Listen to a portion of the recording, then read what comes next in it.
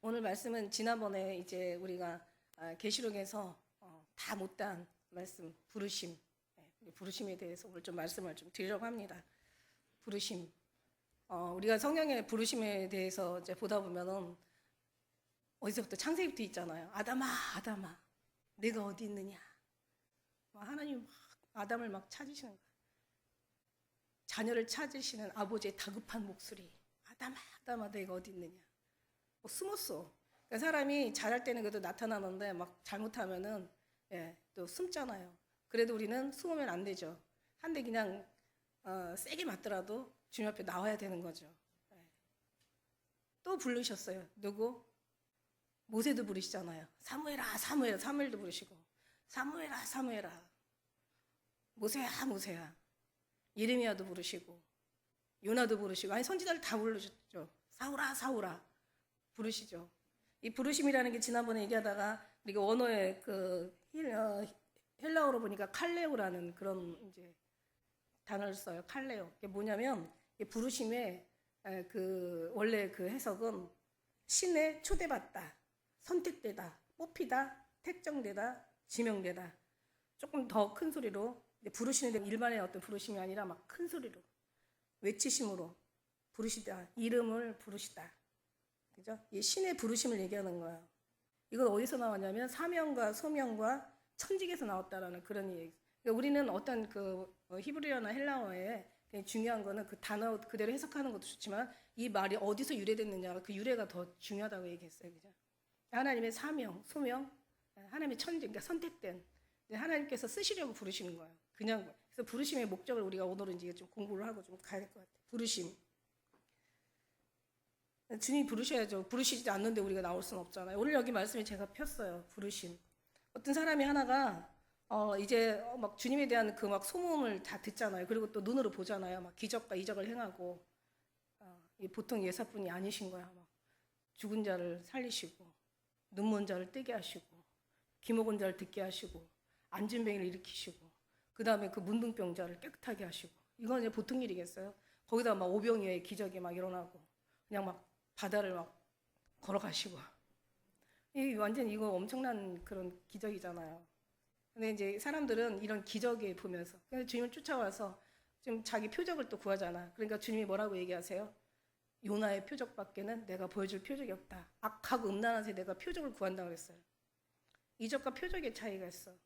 이적, 기적 이런 것은 그냥 하나의 그냥 없던 일을 막 생각지 않은 상상할 수 없는 어떤 그런 희한한 일들을 막 만들어내는 게 이적과 기적이고 표적은 어떤 기적 속에서 주님을 발견하는 거거든요. 그게 표적이에요. 근데 이 인간들이 그런 기적이나 그런 이적이나 바라는 거예요. 그런데 주님은 그런 이적보다는 이적을 왜 일으켜줘요? 왜 이적을 일으켜요? 하나님이 그 속에서 하나님을 느끼게 하시려고 하나님의 전능하심을 깨닫게 하려고 무소부지하시고 하나님만이 창조주시고 하나님이신 걸 알게 하려고 그걸 부르는데 사람들은 어떤 응답이 일어나고 기적과 이적이 일어나고 자기 원하는 것들이 들어지면 그냥 그걸로 끝나는 거예요. 이게 얼마나 이게 정말 답답한 일입니까? 그게 중요한 게 아니라 모세 지팡이가 중요한 게 아니라 모세 지팡이를 통해서 나를 따르라 하신 하나님의 그 음성이 중요한 거잖아요. 제가 늘 얘기하잖아요. 삼손 머리카락에서 힘이 나오는 게 아니라 하나님의 능력이 삼손의 머리카락을 통해서 일하신 거 진짜는 하나님의 전능하심을 알게 하시고 왜 오병이어에게 기적을 주시고 왜 생수를 생명수의 어떤 그런 영원히 목마르지 않는 생명수로 바꾸시고 왜 하늘의 만나라고 얘기하시고 왜 빛이라고 얘기하시고 왜 소금이라고 얘기하시고 왜 주님이 이 땅에 나온 내가 생명이라고 얘기를 하셨겠어요. 다 이제 육신의 어떤 그런 의미가 아닌 영적인 하나님의 뜻을 발견하기 위한 거잖아요. 우리 신앙생활 왜 해요? 잘 먹고 잘 살고 복 받고 뭔가 이런 걸 원한다면 여기 있을 필요가 없다고 제가 그랬어요. 그런 교회는 엄청 많잖아요. 우리는 모든 걸 다 우리는 없애버리고 하나님의 거룩하심으로 우리가 입는 거잖아.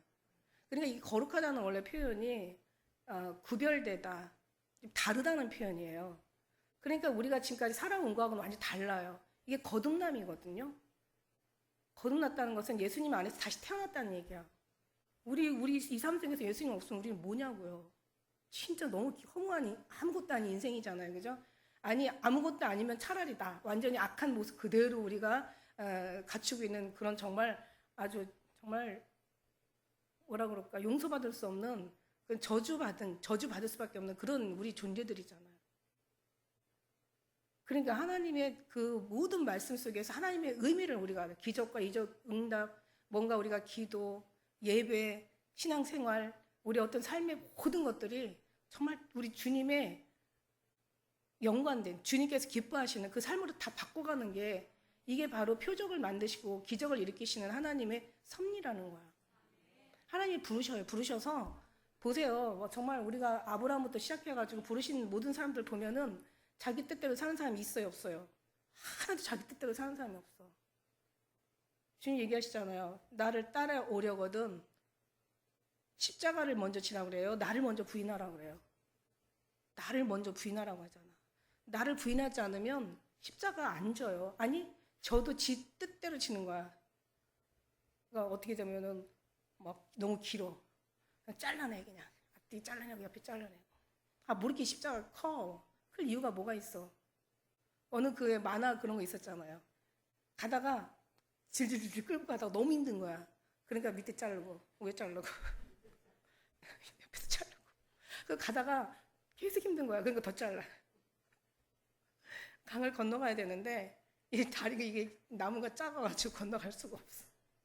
근데 그대로 간 사람은, 무겁든 어쨌든 지고 가라는 그대로 지고 간 사람은 그 다리를 건너잖아요. 십자가를 놓고 다리가 되잖아. 사실 그렇잖아요. 주님과 우리 죄인 사이에 예수님이 다리를 오신 거잖아요. 그러니까 십자가는 그냥 지나면 지는 거고, 내 마음에 안 들어도, 내 생각이 틀려도, 내가 기분이 뭐 별로 내 마음에 맞지 않아도 예수님께서 지라면 우리는, 그래서 먼저 부인하라고 하는 거야. 부인하다는 것은 무슨 뜻인지 알아요? 나를 거절하다, 나를 다 뽑아내다, 나를 다 삭제시키다. 그러니까 이 부인이라는 말은 나의 애초의 인간성, 아주 죄악된 우리의 어떤 습성, 나의 나된 모습들을 다 부인하고 잘라내고 다 뽑아버리고 다 삭제시키고 다 소멸시키고, 이게 하나도 없어. 나는 없는 거야. 누가만 있어? 우리 안에 예수 그리스도만 있는 거야. 그래서 죽은 자, 우리가 예수와 함께 죽었다고 해서 다시 사는 것은 예수 그리스도 말미암아 그의 믿음 안에서 사는 거라고 얘기하시지만, 사실은 죽는다는 게 그냥 제가 얘기하다 탁 죽어버리는 게 아니라, 우리의 모든 삶이, 그러니까 그 죽는다는 어떤 그런 의미, 그러니까 내가 육체의 어떤 그 죽으면 아무것도 할 수 없잖아요. 그렇다고 우리의 모든 것들이 죽는다는 의미, 죽고도 예수님 아니시면 그냥 죽음으로 끝나는 거예요. 그러니까 예수님이 오시면 우리 모든 게 죽는다는 이유는 주님을 받아들이기 위해서, 주님의 뜻대로 우리가 살기 위해서, 주님의 어떤 모든 섭리가 내 심령 가운데, 내 삶 가운데, 나의 어떤 그런 지정의, 나의 육체와 나의 모든 영혼 가운데 우리 주님이 일하실 수 있도록. 그래서 예수님이 그러시잖아요. 나와 함께하는 자들이 죽은 자의 삶이다. 그들은 더 죽으려고 애쓸 필요가 없다. 그러니까 죽으라는 것이 그런 거죠. 그러니까 주님으로 완전히 가득 채우는 거죠. 나는 없고 구속한 주님으로 완전히 가득 채우는 거야. 나는 부인하고 십자가를 치고, 거기가 내 마음에 들든 안 들든, 그게 어떤 뭔가 이해가 되든 안 되든, 이게 내가 생각할 때 옳든 옳지 않든, 우린 그냥 주님 따라가면 되는 거야. 그런 사람을 하나님이 그렇게 만드셨죠. 그러니까 하나님은 다 그냥 그 훈련하는데 제일 시간이 오래 걸려요. 일하는 데는 별 시간이 안 걸리더라고요. 아브라함도 그냥 그 시간에 얼마나, 나중에 100세 돼가지고, 그죠? 75세에 불러서 25년 정도면 짧은 거예요, 우리한테는. 진짜 30년, 40년 가도 안 고쳐지는 거예요. 25년 훈련하잖아요. 야곱 22년 훈련시키잖아요. 다윗도 훈련시키고, 정말 요셉도 훈련시키고, 훈련 안 시킨 사람이 없어. 불러가지고 완전히 모든 인본의 모든 불순을 다 뽑아버리고 부르시는 거야. 신이 부르시는 거야. 어떻게? 그래서 하나님께서 누굴 정하신 자를 부르시고, 부르신 자를 어떻게 나중에 이제 의롭다 하시는 거야. 의롭다 하신다는 것을 의롭게 만드시는 과정이 있다는 거죠.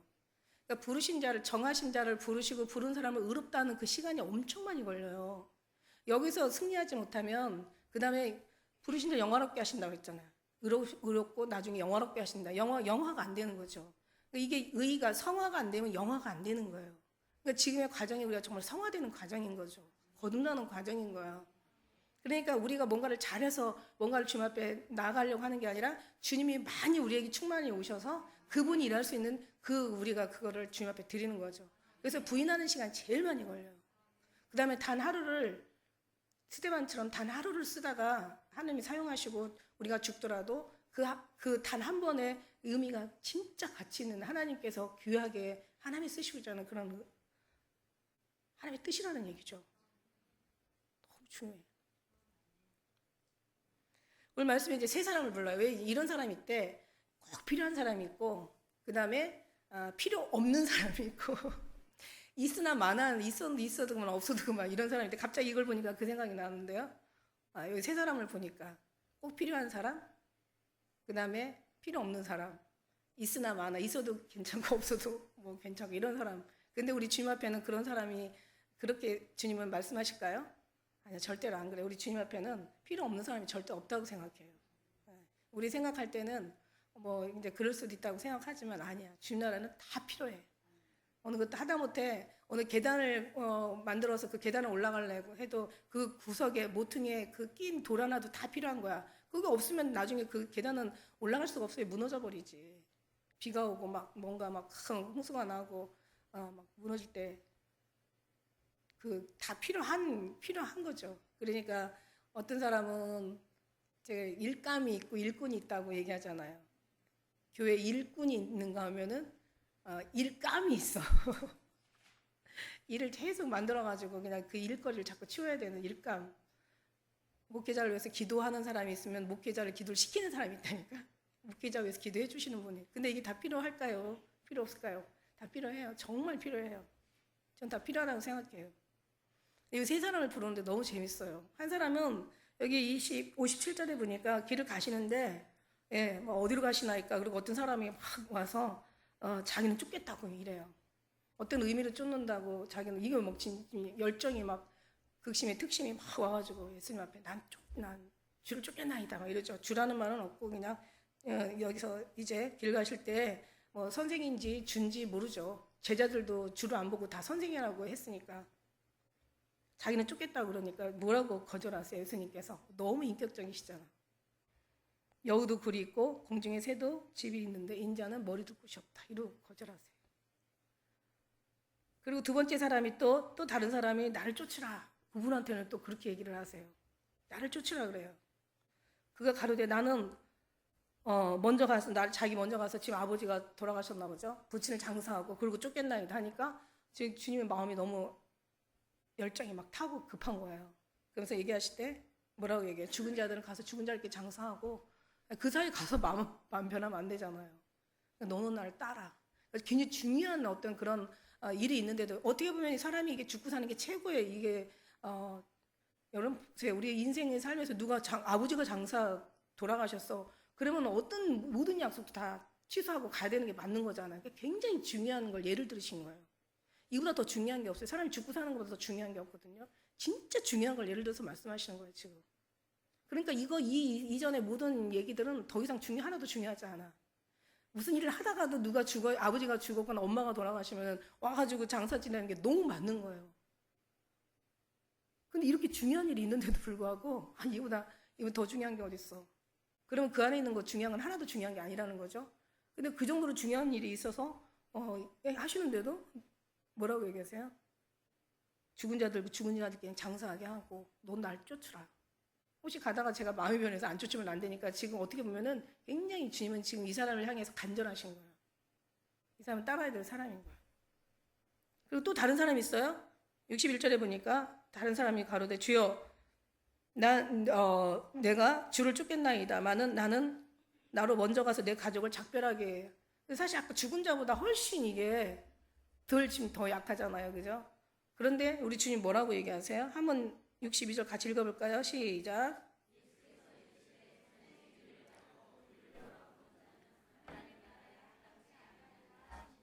이게 무슨 말이에요? 그냥 쫓든지 말든지 알아서 해. 이런 말로 들리는 거예요. 그냥 쟁기 들고 들어본 자 내 날에 합당치 않아. 그러니까 쟁기를 가지고 네가 날 쫓든지 아니면 쟁기 버리고 작별하러 가든가. 지금 그만큼 지금 쟁기에다가 비교했다는 건 하나님 일은 지금 정말 먹고 사는 것보다 훨씬 더 중요한 상황인 거죠. 늘 제가 그러잖아. 하나님 일은 본업이고 세상 일은 부업이다. 그래서 하나님 일 본업이고 세상 일 부업이라고 해서 우리가 세상 일을 대충 하라는 그런 뜻은 절대로 아니다. 하나님 일을 진짜 본업으로 사는 사람들은 이 세상 일을요 절대로 부업이라도요 본업 이상의 성실한 삶으로 살게 돼 있는 거예요. 그리고 세상 하나님을 본업으로 섬기는 사람은요 하나님의 그 부업이라도 그렇게 하나님께서 도와주신다는 얘기야.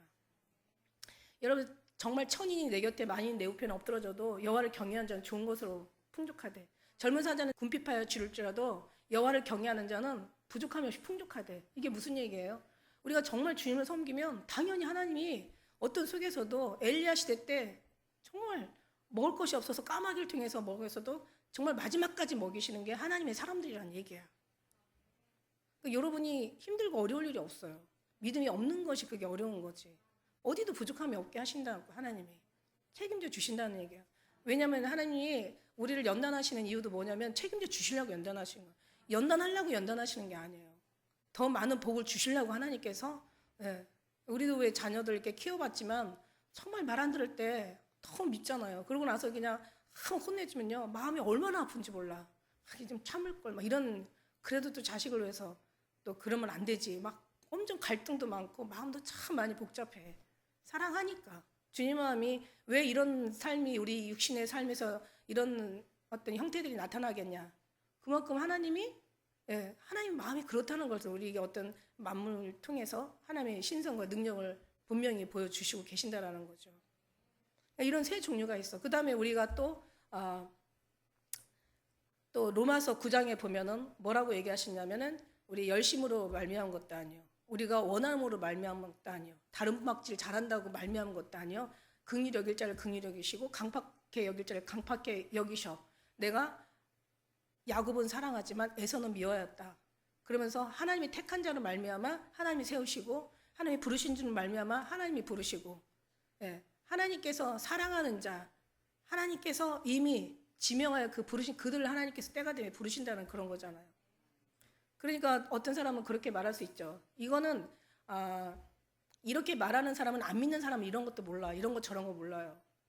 왜 하나님이 힐문하시냐? 왜 하나님이 왜 그따위로 일하셔? 막 이렇게 이런 얘기거든. 힐문이라는 거 따지고 대어들다 막 따지고 들다 막 이런 뜻이에요. 그냥 막 하나님 앞에 이제 뭔가 막 자기 어떤 성과를 다 드러내는 그런 모습이거든요. 그러니까 하나님 너 힐문하시니? 왜 하나님 앞에 네가 뭔데 하나님 앞에 따지고 네가 하나님 앞에 달려들어? 주님 그렇게 얘기하시잖아요.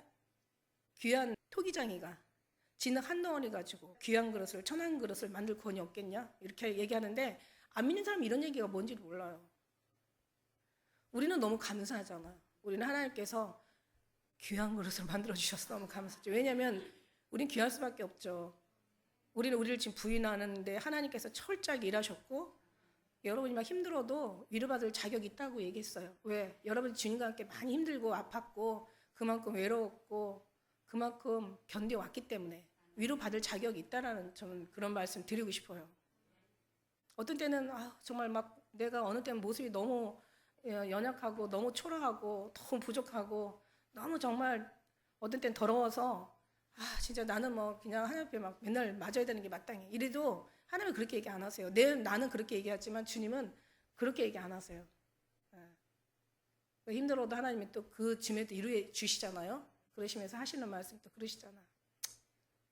그 위로해 주신 그때 보면은 그냥 그러니까 위로 받을 자격이 있다. 왜? 하나님과 같이 힘들었고 아팠고 그동안 하나님 안에서 울었고 많이 괴롭고 고통스러웠고 너무 외로웠고 이 어떤 괴로운 그런 어려움들을 하나님께서는 다 위로해 주시는 그 자격이 있다 이렇게 위로해 주시잖아요. 어떤 때는 막 내 아픔, 내 힘든 거, 내 슬픔, 내 고통 주님 위로해 주시는데 우리 주님은 누가 위로해 주시나? 근데 보니까 우리가 주님 앞에 막 속도 썩이지만 주님 앞에 힘들게도 하지만 또 위로도 우리더라고. 그죠? 하나님 위로는 우리예요. 우리가 주님 앞에 정말 또 예쁘게 회개하면서 주님 앞에 가까이 가려고 막 몸부림치면서 잘못한 거 그냥 부끄러워하면서 하나님 앞에 용서를 구하면서 엎드려 막 눈물 흘려 기도하면서 막 이럴 때 하나님이 또 그 위로를 받으시더라고. 그러니까 우리가 병 주고 약 주는 게 우리더라고요. 보니까. 그러니까는 속도 썩이지만 또 위로도 우리를 통해서 받으셔요. 그렇게 주님이 이렇게 근데 안 믿는 사람들은 그런 주님 앞에 따지고 뭐 그런 게 아니라 여기에서 보면은 그 천한 그릇이 항상 문제가 되는 거죠. 옛날에 막 그 서무당이 사람 잡는다고 이게 완전히 변화되지 못한 사람들, 설익은 막 그런 거 있죠. 완전히 차라리 그냥 싹 완전히 익어버리면 주님 앞에 딱 엎드러져 버리고, 주님은 그냥 탁 흡수되는데 굉장히 빠른데 그게 안 될 때 되게 막 따지고 들죠. 주님 앞에 따지는 것은 곧 주님 앞에 아직 완전하지 않고 아직 서럽다는 뜻이고, 꼭 서른 사람이 꼭 그렇게 주님 앞에 따지게 되는 거죠. 오히려 완전하게 익은 사람은 주님 앞에 더 겸손하죠. 어느 것도 말하지 않아. 어느 것도 다 아멘하고 받아들. 내 마음에 들든 안 들든 내 기분에 맞든 안 맞든 우리는 정말 늘 감사해. 육신이 있기 때문에 조금 속상하고 마음 아프고 힘든 건 있지만 그래도 돌아서면 주님 앞에 그냥 항상 결론은 끝은 늘 주님 앞에 감사합니다. 사랑합니다. 조금 더 깊이 들어가서 주님을 사모할 수밖에 없는 거예요. 그리고 주님을 더 기다리고 그리워하게 되는 거라는 얘기죠. 근데 그렇게 하나님은 이제 변해가는 거죠. 부르심에 대해서. 이런 하나님의 부르심이 있어요. 그래서 많은 선지자들을 다 불러. 근데 보세요.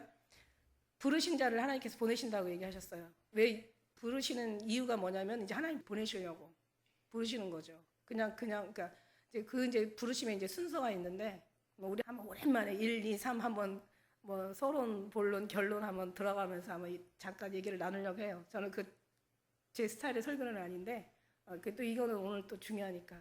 근데 어쨌든 간에 하나님이 부르시는데, 자, 쟤들은 내가 불러서 뭐라고요? 가서 전하라. 그러면 어떻게 가야 되잖아요. 요나 안 가잖아요. 안 가요. 요나 불러가지고 니느웨 성에 가서 빨리 저들에게 가서 빨리 회개하라고 외치라고 하고, 그리고 그러니까는 니네로 가야 되는데 그냥 다시스로 도망가는 이제 그런 광경 봤잖아요. 근데 부르셔서 보내는데도 안 가면 어떻게 돼? 이제 고래 뱃속에 들어가서 완전히 고래 위에게 완전히 다 몸이 흐물흐물 막 다 아주 그냥 거의 사람을 알아볼 수 없을 정도로 완전히 그냥 사람이 다 녹아져 있을 것 같아.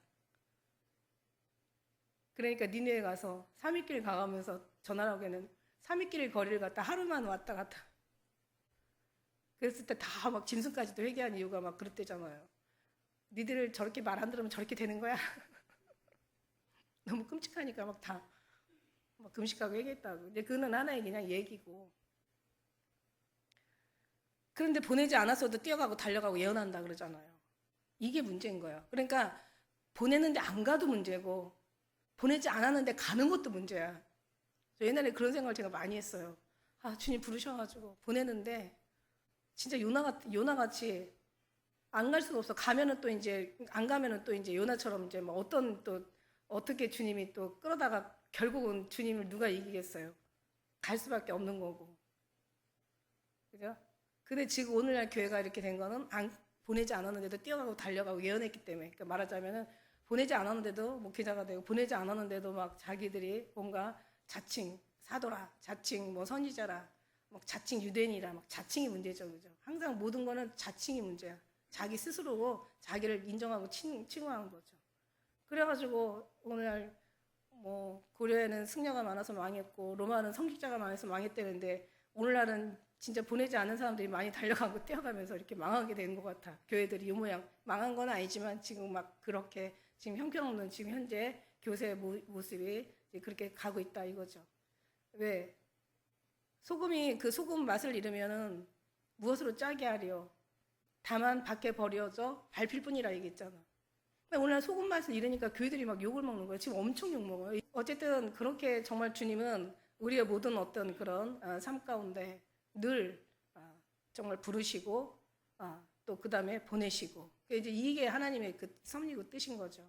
그러니까 반드시 부르신 자를 하나님께서 그냥 보내시는 게 아니잖아. 절대로. 여러분 신앙생활 하지만 우리가 예수님 안에 믿는다고 해서 그만 다 거듭나고 변화된 거 아니잖아. 어떻게 돼요? 우리가 다 성화시켜야지. 하나님이 성화시키죠. 거듭나는 과정을 겪어야죠.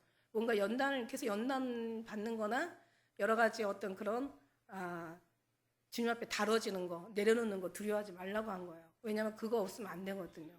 그거 없으면은 거룩하지 않으면 주를 보지 못한다고 그랬으니까. 그래서 하는 항상 우리를 계속 끊임없이 우리를 변화시켜 가는 거예요. 너무 감사하잖아요. 이게 얼마나 감사해. 그리고 나중에 어떻게 돼요? 그 다음에 이제 하나님이 변화시킨 다음에 이제 오늘 모든 선지자나 의인들을 보면은 가서 전하라고 그러잖아요. 그래서 부르심에는요, 첫째는 뭐냐면 하나님의 부르심에는 하나님의 부르시면 마음이다. 하나님의 뜻이라는 거죠. 하나님이 원하는 자를 부르시죠. 디모데후서 1장 9절에 보면 하나님이 우리를 구원하사 거룩하신 부르심으로 부르심은 우리의 행위대로 하심이 아니요 오직 자기 뜻과 영원한 때 전부터 그리스도 예수 안에서 우리에게 주신 은혜대로 하심이라. 하나님이 이게 바로 은혜라고 얘기하는 거예요. 구원받을 수 없는 우리가 구원을 받고 사랑받을 수 없는 저희들이 정말 아니 사랑은 고사하고 정말 주님 앞에 정말 터지도록 매맞아야 되는데도 그런 거 없이 하나님께서 사랑으로 우리를 보듬어 주시는 것은 이건 다 은혜예요. 우리가 뭔가를 한 것이 없는데도 하나님이 우리 인정해 주시는 건 은혜예요. 우리는 정말 다른 거 없어도 주님 앞에 우리가 이렇게 주님을 따르며 이렇게 모든 삶에 우리 소망이 주님께 두게 하신 것은 이건 다 바로 주님의 은혜라는 거죠. 얼마나 감사해요. 어차피 소망 없는 이 땅에다 마음 안 두고 영원한 저 나라에다가 우리가 소망을 가지고 살아가는 게 이게 정말 은혜라는 거죠. 어떻게 이렇게 기특한 사람을 우리가 살 수가 있을까? 어떻게 이렇게 기특한 마음으로 기특한 생각을 가지고 살 수 있을까? 와, 이거 정말 이건 은혜입니다. 하나님이 거저주신 은혜야. 믿음으로 인하여 은혜로 된 것이니 누구든지 자랑하지 말라고 얘기하신 거예요. 히브리서 5장 4절도 이 종기는 아무나 스스로 취하는 것이 아니야. 오직 아름과 같이 하나님의 부르심을 입은 자라 할지니라. 요한복음에도 아버지께서 주시는 자는 다 내게로 오는 것이요 아버지께서 허락하지 않으면 내게로 올 수 없다. 아버지에서 이끌지 않으면 아무도라도 내게 올 수 없다라고 요한복음 우리 그 6장 44절 말씀. 아버지께서 이끌지 않으면 내게로 올 수 없대요. 우리가 온 것은 누구예요? 아버지께서 이끌기 때문에 예수님 앞에 우리가 가게 된 거죠. 우리가 뭔가 재수가 좋아가지고 뭔가 생각이 깊어가지고 뭔가 복을 받을 짓을 많이 해가지고 주님 앞에 이런 복을 받는 게 아니라 어떻게? 아버지께서 이끌었기 때문에 우리가 주님 앞에 이렇게 나올 수 있는 거죠. 아버지께서 이끌어야 오신다. 아버지께서 이끌기 때문에 오셨다 이거죠. 너희가 날 택한 것이 아니라 내가 먼저 너를 택하여 세웠고 너희가 나를 사랑한 것이 아니라 내가 너희를 먼저 사랑했다고 얘기하시잖아요. 하나님의 은혜라고 우리가 칭합니다. 하나님께서 왜? 하나님의 뜻이야. 그가 나를 인도하여 우리가 잔치집에 들어가는데 그 사랑이 왜 길어구나. 너희는 건포도로 내 힘을 돋고 사과로 나를 시원케 하라. 내가 사랑함으로 병이 나게 되는 거예요. 한 번 가서 하나님의 사랑을 맛보고 그 선하심을 맛보고 오면은 그 사랑이 너무 그리워서 병이 나게 돼 있는 거예요. 그게 맞는 거예요. 사랑은 그런 거예요. 사람을 병나게 하는 거야. 안 보면 보고 싶고 보고 있어도 보고 싶고 그리워하고 그죠? 그냥 그 온통 생각 속에 그 사랑만이 기억이 되는 거죠. 뭘 먹어도 어디를 가도 무엇을 해도 어떤 상황이 어때 우리가 있어도 항상 그 사람을 보고 싶어하는 것이 바로 사랑이에요. 예수님의 사랑 똑같습니다. 주님을 그리워하고 기다리게 되고 다시 오실 주님 앞에 우리가 더 아름다운 또 우리의 믿음의 자세를 갖게 되고 두 번째는 뭐냐면은 하나님이 어떤 사람을 부르시냐면은 사실 부르시면은 낮든 높든 없어요. 왜냐하면 하나님은 아브라함도 되게 잘 살았고 요셉도 잘 살았고 사실 야곱도 괜찮았잖아요. 다윗도 집안이 괜찮았어요. 근데 이제 어쨌든 간에 부르셔서 그 다음에 하나님께서 낮추시는 작업을 하세요. 아니 어쩌면 낮은 자를 부르시기도 하고 있는 자들은 불러서 뭔가를 육신의 어떤 그런 불순물들을 싹 빼려고 낮추시기도 하고 아니 그냥 그 과정을 지금 너무 급하니까 때가 급하니까 오히려 낮은 자를 부르신다는 거죠. 그래서 고린도전서 1장 26절 그 이후의 말씀에 보면은 형제들아 너희의 부르심을 보라. 육체를 따라 지혜 있는 자가 많지 아니하고 능한 자가 많지 아니하면 문벌 좋은 자가 많지 아니하도다. 그러나 하나님께서 세상에 미련한 것들을 택하시고 지혜 있는 자들을 부끄럽게 하려 하시고 세상에 약한 것들을 택해 하셔서 강한 것들을 부끄럽게 하시고 천하고 멸시받고 없는 것들을 택하셔서 있는 것을 패하게 하시려 하신다. 이렇게 얘기하세요. 우리 육체를 한번 따라서 너희가 한번 살펴봐라. 우리 부르심에 어떤 선비가 어디 있고 지혜자가 어디 있고 여기 문벌 좋은 자가 어디 있고 여기에 변사가 어디 있냐. 그러니까 대단한 그때 당시에 그 뭔가 대단한 사람들 얘기하나 봐요. 뭐 변사나 지혜자나 문벌 좋은 자 뭔가 거기에 지혜로운 사람들 그걸 얘기를 하나 봐요. 그런데 보니까 그런 사람들이 없어. 고린도전서 7장 22절에는 주 안에서 부르심을 받는 자는 정말 종이라도 주께 속한 자유자라고 얘기해요. 우리가 종처럼 사는 것 같아요. 여러분이 종처럼 우리가 주님 앞에 막 이 시간에 다른 거 할 수도 있는데 예배 드려야 되면 어떻게 보면 참 힘든 어떤 그런 여정인 거죠. 힘든 지금 모습인 거예요. 바쁘고 힘들고 피곤하게 살다가 이제 저녁 때 되면 그냥 씻고 그냥 뭔가 따뜻하게 그냥 침대에서 뭐 이런저런 못한 어떤 그런 텔레비도 보고 뭐 이런저런 여가도 또 어떤 여유도 가져야 되는데 또 교회 와가지고 그것도 그냥 진짜 뭐 1, 20분 오는 게 아니라 그냥 뭐 1시간, 2시간씩 와가지고 이렇게 드리려 이런 것도 사실 어떻게 보면 종 같은 어떤 뭔가 구속된 삶의 모습이라고 생각하지만 사실은 그게 아니라는 거죠. 하나님이 자유자라고 얘기하시는 거예요. 우리 저기 있는 사람들이 끔찍한 세상에 구속을 받은 사람들이야. 오히려 뭐 그런 어떤 세상의 어떤 문화에 구속되고 세상의 문물에 돈에 어떤 일에 사람에 막 구속이 된 거죠. 세상에 구속이 된 거야. 끔찍한 세상에 구속된 거지만 어차피 우리는 주님 앞에 구속되지만 사실은 종이라도 자유자라고 얘기하시는 거예요. 진리가 너를 자유케 한다. 탕자가 아버지를 떠나서 자유로울 줄 알았지. 그랬는데 오히려 세상에 끔찍한 구속으로 다시 돌아온 거예요. 아버지한테로. 아버지가 아버지 안에 있는 게 우리가 너무 막 그냥 우리가 마음을 막 아버지 앞에서 잘하려고 죄요석을 막 뭔가 졸이고 노심초사하고 막 뭔가를 잘해보려고 무슨 하다못해 무슨 어디 데려온 아이처럼 막 양자라고 그래가지고 양자들처럼 막 눈치 봐서 그렇지 아니에요. 사실 우리가 자유자고요. 우리가 참 아들이에요. 예. 왜냐하면 우리를 위해서 죽기까지 사랑하신 주님의 그 사랑을 보면 확실히 우리는 양자가 아니에요. 진짜 주님의 참 자녀고 사랑받는 자녀가 맞습니다. 어떤 아이가 그런 어떤 사람이 목사님이 예를 하나 들더라고. 이제 그 좀 아이가 좀 부족한 아이를 데려다가 이제 막 건강하지 못하고 이제 버려진 아이인 거예요. 근데 집안에서 너무 학대를 받고 너무 힘들어가지고 이제 그 아이를 이제 어떻게 이제 그나마도 또 아이를 책임지지 않고 버렸나 봐요. 버린 애를 이제 데려다가 어떤 목사님이 키운 거야. 키웠는데 애가 너무 눈치를 보고 그냥 애가 막 진짜 노심초사 막 어떻게 할 줄을 모르는 거야. 그리고 애들하고 놀다가 이제 그 넘어져서 다리가 부러진 거야. 그러니까 다리가 부러지면 이제 이게 뼈가 이게 부러져가지고 이게 그 뼈에 그 날카로운 그 뼈가 살을 찌르니 얼마나 아프겠어요. 병원에 가서 잡는데 애가 막 진짜 아버지가 옆에서 정말 보기도 너무 애가 새파랗게 질려가지고 안타까운데 소리 하나 안 내는 거야.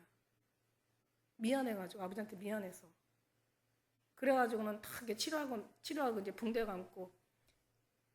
근데 그걸 또 한 2, 3일을 또 방치를 해놨대요. 애가 뭐 아프다 소리를 안 하고 애가 너무 참으니까 돈이 보니까 안 되겠더래. 데려갔더니 그렇게 불어서 어떻게 견뎠냐고 하더래. 그래가지고 치료해주고 나니까는 애가 아빠 미안해요. 그러더래. 너무 마음 아픈 거죠. 그게 미안한 게 아니잖아. 그죠? 그런 마음으로 우리가 아버지를 대한다면 아버지도 참 우리가 막 그렇게 두려움과 막 물론 두려움과 떨림은 왜냐하면 사랑은 무리하지 않는다고 하니까 어느 정도의 뭔가 예의는 있어야 돼요. 그런데 너무 그냥 너무 이게 너무 심각해도 아버지는 마음이 상당히 아프죠. 우리가 그래서 자유자로 살았지만은 그러나 우리가 항상 늘 우리가 지켜야 될 선이 있고 또 주님 앞에 또 내려놔야 될 선이 있고 뭔가 있잖아. 근데 우리의 마음은 주님 앞에 구원의 하나님으로 기뻐하고 즐거워하라는 게 그래서 항상 기뻐하라. 늘 감사하라. 범사에 감사하라. 뭐 기도하라. 이게 아버지의 뜻이라고 그랬잖아요. 우리를 향하신 아버지 뜻이니라고 그랬죠. 항상 기뻐하고 감사하는 거예요. 그러나 이제 그 어떤 부분들이 우리 어떤 죄 가운데 있었을 때 하나님을 두려워하는 거지. 우리가 정말 뭐 열심히 우리 어떤 선에서 나름대로 또 우리의 자리를 지키며 자녀로서의 어떤 삶을 살할 때는 하나도 두려울 게 없는 거예요. 자유하고 편안하고 그냥 주님을 감사하고 기뻐하면 되는 거예요. 그러니까 너무 지나치니까 이게 문제야. 그러나 아버지는 항상 우리가 그렇게 지내기를 원하시죠. 그런 것처럼. 그래서 우리는 그런 사람들을 하면 약한 자들. 왜냐면은 사실 있는 사람들은 자기가 막 뭔가를 다 갖추고 뭐 명예나 지식이나 어떤 뭐 그런 뭐 모든 걸 다 갖추고 할 때는 사실 인간은 겸손하기가 힘들어요. 그런 부분들을 하나님께서 다 훈련을 시킨 다음에 겸손을 만드는 거죠. 그런 과정을 거치지 않으면 결국 사람은 교만할 수밖에 없죠. 겸손해도 인간의 겸손은 교만한 겸손이라고 말씀드렸잖아요. 우리는 진짜 기가 막힌 용어가 나가는 거야. 지금 겸손한 겸손, 교만한 겸손, 교만한 감사, 겸손한 감사, 그죠? 사람으로부터 비롯된 건 다 교만한 거고 아무리 겸손의 모습을 모양을 갖춰도 이게 경건에 능력이 없으면 다 돌아서라고 얘기해. 근데 우리 주님이 하시면 주님으로부터 나온 거는 다 진정한 겸손이고 진정한 거죠. 다 참된 거라는 얘기예요. 그러면서 이제 하나님으로부터 그렇게 이제 비롯돼서 그렇게 우리가 그런 어떤 모습으로 가난한 자나 약한 자나 천한 자나 멸시받는 자나, 그러니까 멸시받는 그런 상태로, 가난한 그 상태로, 없는 그 상태로, 그 다음에 미련한 그 상태로 부르시는 게 아니죠. 그를 훈련을 시키는 거죠. 해서 우리가 낮아진 자존감은 높여주시고 또 필요 없는 것들은 다 부인하게 하시고 우리 하나님 나라에 가져가지 못할 것들은 다 뽑아버리시고 다 삭제시켜버리고 하나님 앞에 가져갈 것들만 다 주님께서 그 부분을 남기시고 그걸 더 새롭게 하시고 그 부분에서 더 성장시키시고 더 성화시키시고, 그러면서 그렇다고 우리가 자랑할 수는 없어요. 왜냐하면 우리가 한 게 아니니까. 어떤 사람이 일 조금만 하면서 힘들으면 주님이 보시겠지 막 이렇게 말해요. 나는 그 말도 마음에 사실 난 안 들어. 뭘 자기가 좀 일 좀 해놓고 주님이 보시면 됩니다라고. 주님이 알아주시면 됩니다. 근데 그 말은 맞아. 그 말은 맞는데 중요한 거는 이제 거기 단서가 붙어. 주님 보시고 나중에는 잘했다고 상 주시겠지. 이런 단서가 붙어. 우리는 그런 거 바라지 않아요. 그런 걸 바라보고 뭔가 조건이 붙는다면 우리의 신앙은 순수하지가 않고 주님이 기뻐하는 그런 순결한 신앙이 될 수 없다라는 거죠. 우리는 정말 오늘 하루 주님이 우리를 사랑해, 우리가 이렇게 이미 정하셔서 부르셔서 우리를 정말 이렇게 사랑해 주셔서 우리 끝까지 승리하실 모든 걸 주님이 십자가로 다 승리해 주신 이것만으로는 너무 감사한 거야. 무슨 상 바라지도 않아요. 우리는 인간을 만들어준 게 자체가 감사한 거죠. 그 의미를 안다면은 우리는 어느 것도 주님 앞에 바랄 게 없어요. 우리를 이렇게 사람 만들어주신 것 자체가 너무 감사한 거고, 마지막 때 이렇게 써주신 게 너무 감사한 거고, 죽을 수밖에 없는 저희들을 살려주신 게 감사한 거고, 소망, 희망 없는 저희들에게 희망과 소망으로 가득 채워주신 이게 너무 감사한 거야. 그게 이미 다 받은 상이지 무슨 상이 있겠어. 그죠? 그래서 우리는 부르신 자를 하나님께서 낮추신다는 거예요. 그 낮추시는 건 낮추시는 게 목적이 아니라 주님으로 채우시기 위한 겸손한 겸손을 만드신다는 거죠. 그 다음에 우리 주님 부르신 자들은요, 그 다음에 복음의 비밀을 우리에게 주님의 전달문을 주시고, 복음의 비밀을 주시고, 예언의 은사를 주시고, 계시의 정신을 주시고, 하나님께서 이렇게 저렇게 주님을 알아가는 그런 많은 것들을 주님 주신다는 거죠. 물론 주님과의 연단 속에서도 많이 주님을 알아가요. 그러고 나서 이제 뭔가 알고 나면 그때는 이제 더 많은 깊이와 넓이와 높이와 크기에 뭔가 엄청난 그 길이의 하나님의 모습을 우리에게 입혀주신다는 거죠. 알게 깨닫게 해주신다는 거죠. 그걸 알아가야 되는 거죠. 그렇다고 우리가 뭐 사도 바울의 말처럼 다 얻었다 함도 아니요, 온전함에 이르렀다 함도 아닌 거예요. 우리는 계속해서 표대를 향해서 주님의 우리의 부르심의 상을 위해서, 하나님의 부르심을 위해서, 거기 저는 상도 거기는 뺐으면 좋겠어. 그냥 구원의 그 하나님의 그 사랑을 위해서 그냥 우리는 가는 거야. 이제 어쩌면 사도 바울도 그건 알았을 텐데, 상이라는 것은 뭔가 조금 뭔가 이렇게 사람들의 구미를 당기기 위해서 뭔가 거기다가 그냥 하나 붙여놓지 않았나 이런 생각을 써요. 그러니까 지혜롭게. 굳이 뭐 상이 필요가 없고 그냥 주님이 부르신 부름에 따라서 우리가 가는 것 뿐이지. 그죠? 뭔가 또 상이 필요한 사람들은 또 뭐 그런 걸 또 해주면 미끼가 돼가지고, 우리 하나님이 응답받는 게 항상 미끼에 사실 따지고 보면, 그래서 요나의 표적밖에는 보여줄 표적이 없다라고 말씀하신 것도, 요나가 3일 동안 아무것도 해준 게 없잖아요. 예수님이 무덤 속에 3일 동안 뭘 하시겠어요? 뭘 해주시겠어요? 그죠? 그러니까 십자가 보고 다 도망갔잖아요. 제자들까지도 십자가 지는 거 보고 다 도망갔잖아. 그러니 뭐 무덤에 들어가면은 뭐 이제 끝났다라고 다 집에 돌아가잖아요. 그러니까 아무것도 해줄 수 없어도 그래도 막달라 마리아처럼 가서 계속 가가지고 가서 주님의 그냥 곁에서 그냥 지키고 있는 거야. 그죠? 주님 안 보면 난 도저히 이게 떠날 수 없다. 나는 여기서 일어날 수 없다. 나는 여기서 한 발짝도 움직이지 않겠다. 막 이러면서 막 그런 각오로 주님 앞에 막 찾고 찾으니까 만나게 되잖아요. 근데 만났는데도 못 알아봐. 얘기하면서도 못 알아봐. 동산직입니까? 막 이러고 헛소리해.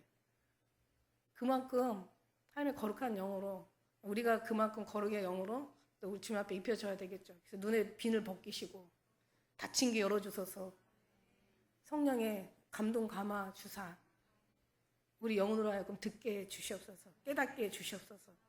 그냥 그런 가사가 나오는 거예요. 그래서 그 비밀을 말하게 해주시죠. 그래서 에베소서 1장 18절에 너희 마음 눈을 밝히사 그의 부르심의 소망이 무엇이며 성도 안에서 그 기업의 영광의 풍성이 무엇이며 그의 힘의 강력으로 역사하심을 따라 믿는 우리에게 베푸시는 능력의 크심이 어떤 것을 너희로 알게 하시기를 구하라. 이 알게 하시는 주님의 그 뜻을 우리가 알아가는 거죠. 그냥 알고 가고 체험해 가고 선하심을 맛보아 가다 보면은요, 어떻게 돼요? 그때는 최고의 뭔가 삶을 주님과 함께 동행의 삶을 살아드리겠죠. 그때는 아무런 불평불만이 없을 것 같아요. 예. 근데 이제 인간인지라 아프면은 사람이 왜 그 말씀에도 있잖아. 사람이 넘어지면서 어찌 손을 펴지 않겠냐, 손바닥을 펴지 않겠느냐 얘기하는 것처럼 조금은 있을 수 있어요. 아직 우리는 다 완전하고 거듭나고 막 우리 완전 영화로운 사람의 완전 성화된 게 아니잖아요, 그죠? 가는 과정일 뿐이지.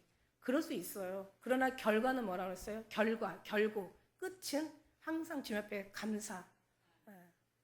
고맙습니다. 감사합니다. 사랑합니다. 이걸로 끝난다는 거죠. 하나님 부르시는 목적은 뭐냐면 이제 아까 우리 얘기한 대로 마지막 정말 거룩한 삶에 참여하기 위해서 네 몸이 성전인 것과 네 안에 성령이 거하는 걸 알지 못하니 내가 거룩하니 너희도 거룩하라. 거룩하지 않은 사람은 하나님께서 주를 보지 못한다고 해서 저주를 받는다고 얘기하셨어요. 그러니까 거룩한 삶을 사는 거죠. 왜냐하면 거룩하다는 것은 다시 얘기하지만 우리는 거룩한 게 한 개도 없어요. 주님으로 채워가면서 더욱더 많이 충만해 가면서 더 우리가 이렇게 정말 성령의 지배를 받고 주님의 다스림을 받는 이 자체가 거룩한 삶인 거지 우리는 거룩한 게 없어요. 그러니까 우리는 막 거룩해지려고 애쓸 필요도 없고 그거 가지고 되지도 않지만 돼서도 안 되지만 되지도 않아. 그러니까 우리는 어떻게 해요? 주님으로 채워가는 게 가장 거룩한 삶이고 성화된 삶이고 구원의 삶이고 이게 승리의 삶인 거예요. 그 다음에 주님 그거로 끝나지 않잖아요. 그래서 여기에 대한 말씀이 또 되게 많은데 디모데전서 6장 12절에도 하나님의 선한 싸움을 싸우라 영생을 취하라 이를 위하여 내가 부르심을 입었고 많은 증인 앞에서 선한 증거를 증거하라. 이거 뭐냐면 이제 그 다음에는 하나님이 하시는 게 이제 이걸 이제 성화시키고 이제 그 다음에 뭐 이거 끝난데 저 끝난다며 순서를 얘기하는 건 사실은 아니지만은 이거 끝나고 뭐 연단 받고 성화되고 그 다음에 가서 복음 전하고 이거는 아니에요. 이건 순서가 없이 그냥 계속 이루어지는 어느 부분에서 막 서로 겸해해 가면서 병행해 가면서 이루어지기는 하는 거지만은 주님 하려고 하시는 일이 이렇다는 거죠. 우리가 성화되지 않고 우리가 정말 어떤 그런 아직 소경이 눈을 뜨지 못하고 가서 전도하면 소경을 전도하는 것이 되고 인도하는 게 되니까 둘 다 구덩이에 빠질 수가 있다라는 거죠. 그러니까 하나님이 이제 보내셔야죠. 그래서 날 뭐라고 해? 따라오라고 했잖아요. 나를 따르라. 그 다음에 배우라. 채우라. 가서 전하라. 이게 이제 성경이거든요. 그냥 지금 따라가야 돼. 따라서 주님과 함께 같이 삶 속에서 배우는 거야. 그리고 배우는 걸 익히는 거야. 우리가 말하는 것이, 우리가 생각하는 것이 말이 되고, 말하는 것이 인격이 되고, 인격이 삶이 되고, 그 삶이 우리 인생의 운명이 된대요. 그러니까 이게 굉장히 중요해요. 그러니까 모든 게 과정이 있잖아. 애들도 그냥 태어나서 자라는 과정이 있고, 배워가면서 성숙해져가는 과정이 있고 하다못해 나무를 심고 뭐를 심어도 애들이 커가는 과정이 있는 것처럼 우리도 똑같은 거예요. 이게 만물의 모든 위치하고 똑같은 거예요. 그래서 어린아이 신앙, 어린아이들아 너에게 이르노니 청년들아 너에게 이르노니 아비들아 너에게 이르노니 이런 얘기가 계속 나오는 거죠. 신앙이 이렇게 자꾸 변화가면서 하나님의 부르신 부름에 따라서 그 다음에 나가서 이제 선한 증거를 증거하는 거죠. 그러므로 함께 하늘의 부르심을 입은 거룩한 형제들아 우리가 믿는 도리의 사도시며 대제사장이신 예수님을 깊이 생각하라. 너희가 부르심을 받은 사람은 뭘 생각해? 예수님을 깊이 생각하라는 거야. 예수님을 생각하라 이게 아니라 여기 깊이라는 게 굉장히 중요한 여기 단어가 있어요. 깊이. 아주 마음 깊이, 심령 깊이 아주 그냥 보이지 않는 이 내적인 그러니까 겉사람이 아닌 속사람 외적인 아닌 내적인 육이 아닌 영적인 이 세상이 아닌 천국의 어떤 그런 삶으로 깊이 생각하라는 거예요. 영적인 삶으로 깊이 생각하는 거예요. 하나님이 예수 그리스도 안에서 너희 깊이 생각하라는 거예요. 이를 위하여 그는 새 언약의 중보니 이는 첫 언약 때에 범한 죄를 속하려고 주구사 부르심을 입은 자로 하여금 영원한 기업의 약속을 얻게 하려 하심이라. 베드로전서 2장 21절에 이를 위하여 너희가 부르심을 입었으니 그리스도 너를 위하여 고난을 받으사 너희에게 본을 끼쳐 그 자취를 따라오게 하려 하셨느니라. 그러니까 주님을 계속 따라가면서 배우면서 엄청난 부르심이 너무 많아서 이것만 다 여러분 읊어줘도 시간이 너무 부족해요. 여러분이 요즘은 참 편리하잖아요. 인터넷 들어가서 뭔가 이렇게 그 성경 구절 찾기에서 부르심만 입어 봐도 쫙 떠요. 부르심에 대해서 너무 멋지죠. 하나님이 부르시면 후회하심이 없대. 고린도전서 7장 20절에 각 사람이 부르심을 받는 그대로 부르심 그대로 지내라. 형제들아 각각 부르심을 받고 그대로 하나님과 함께 거하라. 그러니까 항상 주님께서 부르심은 그러니까 하나님의 우리 그 이스라엘의 백성의 하나님이 말씀하신 말씀을 보면은 다 나는 너의 하나님이고 너는 내 백성이야. 나를 따라라. 나를 따르고 나를 믿어야 너희가 구원을 얻고 네가 나를 나의 계명과 나의 율례와 나의 법도와 하나님의 말씀을 지키는 자들이 천대의 복을 받고 막 계속 그렇게 얘기하시잖아. 절대 우상 섬기지 말고 그건 음란한 행위야. 그러니까 너희들은 가서 이방인의 여자도 구하지 말고 내 사람도 의지하지 말고 말이나 어떤 힘도 의지하지 말고 그냥 나만 바라봐 이렇게 얘기했는데 말을 안 듣잖아요. 그죠? 참 어떻게 보면 너무 쉬워. 그냥 주만 바라보면 되는데 그 바라보는데 고비가 있어요. 여러 가지 하나님께서 바라보게 하시기 위한 훈련이 좀 필요한데 고기를 못 넘기니까 그 시험에서 늘 이기지 못하니까 계속 자기 식대로 자기 방식대로 자기 어떤 그 육신의 욕구대로 그렇게 살아가다 보니까 하나님과 근데 어느 경지를 넘어가면 이제 그다음부터는 너무 쉽게 갈 수 있는 거예요. 그죠? 이게 막 새가 우리가 독수리에다가 뭐 날개친 같이 뭐 오름에 대한 어떤 그런 성경의 비유가 있잖아. 그러니까 막 칠 때는 엄청 힘든 거예요. 처음에 신앙생활 시작할 때는 진짜 막 엄청 힘든 거예요. 그리고 막 그냥 그 다음에 막 그냥 날아오르려면 그만큼 온 힘을 다해가지고 완전히 날갯짓을 하다가 어느 정도 상공에 오르고 나면 그 다음에 바람을 타고 쫙 그냥 그때는 정말 여유 있게 가는. 그러니까 어느 정도 막 오르다 보면 그 다음부터는 저절로 그냥 진짜 상공에 그냥 그 바람을 진짜 가르면서 유유히 다니잖아요. 그런 것처럼 우리도 막 어느 순간에 어느 정도가 힘들지 그러고 나면 그냥 주님이 그냥 진짜 상공을 날 수 있는 모든 걸 다 경영하면서 같이 막 그냥 여유 갖고 그냥 여기저기 다 그냥 보면서 즐기면서 그러면서 갈 수 있는 우리가 돼야죠. 그러니까 그때는 편해요. 누구 눈치도 안 봐요. 뭔가 아직 뭘 모르는 사람들이 막 여기가 좋다, 여기 저기가 좋다 막 이러면서 그냥 자로나 우로나 치우치지. 다 여기로 와야 되거든. 다 예수 그리스도 안에 모두가 다 와야 되거든. 왜? 표적을 주는 게 뭐냐면 주님을 가기 위한 하나의 그냥 징표인데 거기다가 머물러 버리면 끝나는 거잖아요.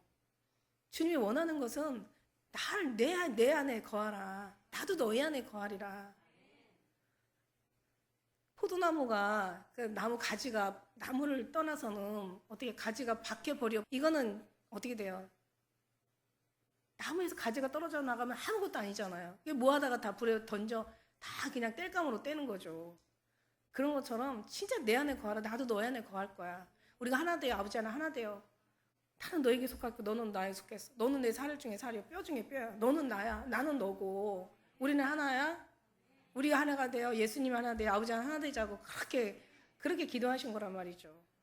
그러니까 우리가 이거를 모르면 안 된다는 거죠. 그래서 하나 돼서 나중에는 이제 나가서 이제 사도 바울처럼 이렇게 얘기하죠.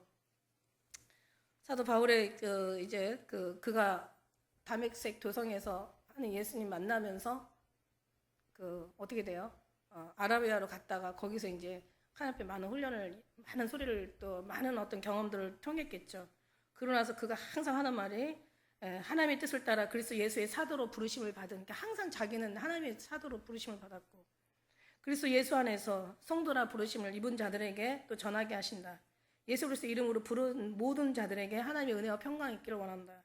너희도 예수 그리스도의 것으로 부르심을 입은 자 아니라 하나님의 은사와 부르심에는 후회하심이 없느니라. 그러면서 계속 부르심에 대해서 이제는 전하는 거죠. 가서 전하라.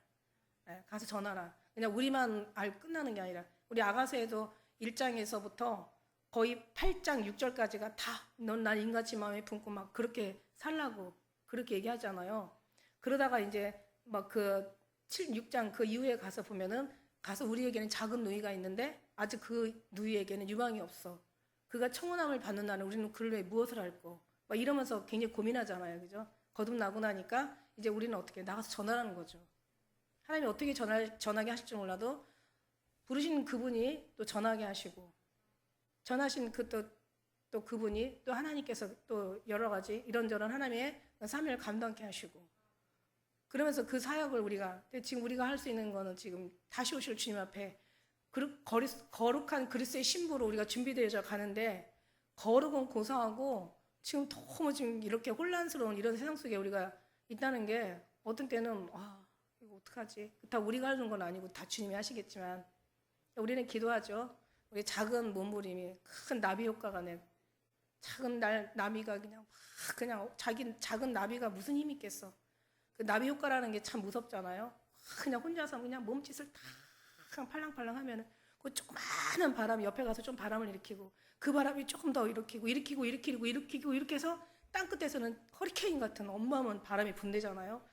그게 나비 효과라는 거지. 작은 자가 천을 잃을 것이고 약한 자가 강국을 잃을 것이다. 나 여호와가 때가 되매 속히 이루리라. 누가? 나 여호와가.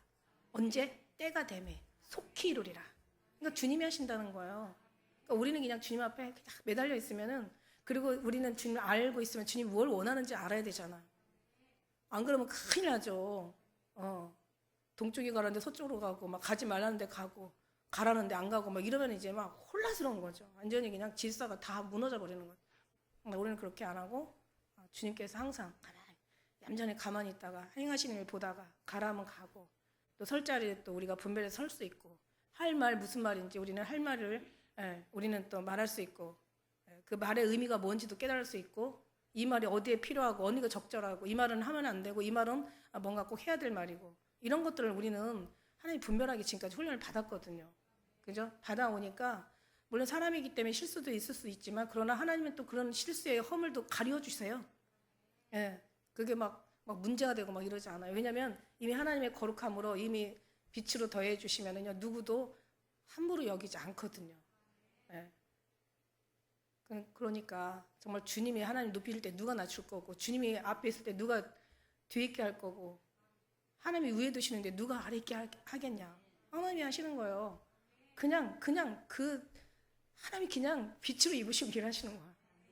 그리고 그 말씀에 무시할 수 없는 뭔가가 있어. 쟤는 도대체 무시할 수 없는 뭔가가 있어. 제 말은 정말 뭔가 이 세상의 언어하고 좀 특별해. 그 이제 깨닫는 사람 깨닫는지, 그나마도 이제 하루 강아지 뭐 무서운지 모른다고 뭐 어쩔 수 없지. 그런데 그런 거 이제 하면 또 뜨거운 하늘 맛을 또 보여주시잖아요, 그죠? 그런 것처럼 일은 누가 하신다?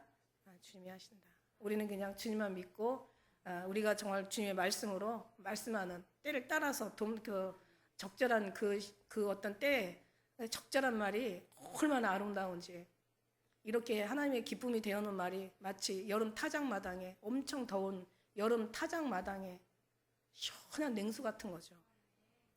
주님을 그렇게 시원케 해드리는. 우리는 그런 말씀이 우리에게 있잖아요. 그리고 너무 진짜 막 이게 뭐라고 얘기할 수 없이, 우리에게는 분명한 하나님의 신앙에 확실한 뭔가 뚜렷함이 있어요. 그죠? 목에다 칼을 갖다 겨눠봐봐. 우리 육체는 막 두려워할 수 있겠지만, 하나님이 절대 담대하게 하시면 그냥 그 지금까지 지켜주셨던 담대함으로 우리는 정말 담대하게 되는 거죠. 죽음을 불사하고 일하는 사람은 누구도 두려워하지도 않아. 그리고 그 사람이 세상을 감당을 그 사람은 못하는 거죠. 그런 우리 믿음을 달라고 주님 앞에 기도하시면서 승리하는, 그래서 하나님의 여전한 기쁨 되어드리는 저와 우리 모두 되시기를 예수님 축복합니다. 기도하겠습니다.